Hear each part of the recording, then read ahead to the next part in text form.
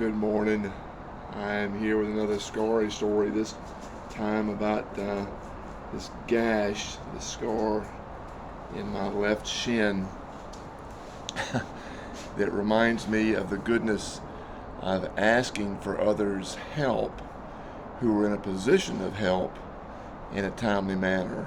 And I'll tell you what I mean by that. I'm wearing this headlamp for a related reason in the story, because my vision is very poor, especially at night, and that plays into the story about the gash in my shin. About 25 years ago, I was at Fort Jackson, South Carolina, and I and several other students were about to take the Army physical fitness test. And I'd just done my push-ups and I'd done my sit-ups. I'd done pretty well. But as you may have heard the phrase in the or about the Army, we had gotten up at dark 30s, very, very black outside. And the next event was to run a track for 2 miles as fast as we can. And it was pretty well lit up, but the areas around us were not as well lit. And as is often the case, when I get up early in the morning, I've got to go to the bathroom.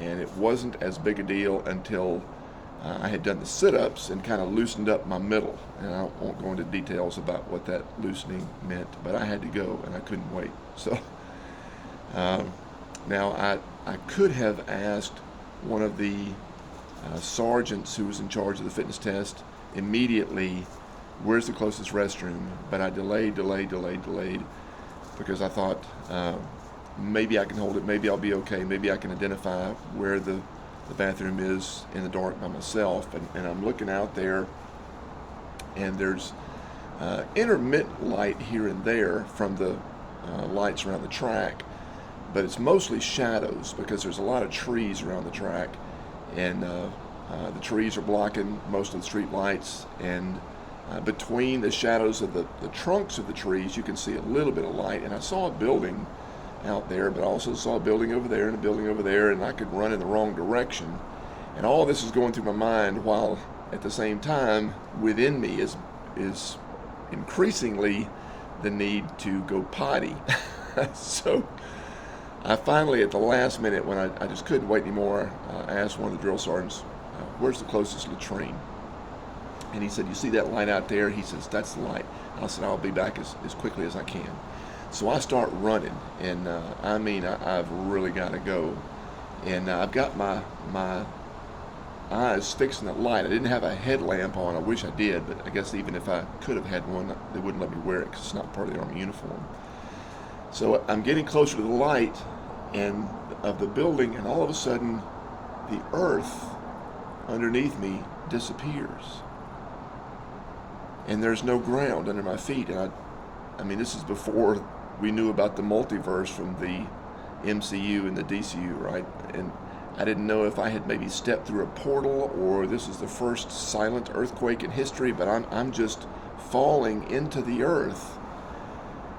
And when my knee slammed into something about 6 or 8 feet away from me, I realized that I had fallen into a culvert.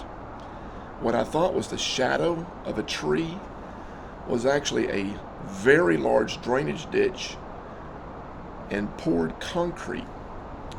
And the only part of me that hit the other side was that spot on my shin, and I laid it open. Well, long story short, limped to the building, used the bathroom, very slowly walked back, looking for the difference between shadows of trees and culverts, because there was a couple out there.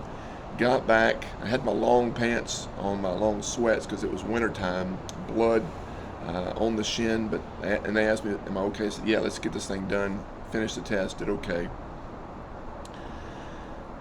But had I asked earlier for help from somebody who was in a position of help, I could have walked to that latrine, and I could have made my way there safely.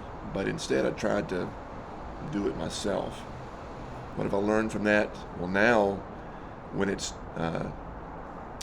nighttime and it's raining and I have to drive somewhere, With my wife, I asked her if she would drive, and she's very willing because she wants both of us to arrive alive.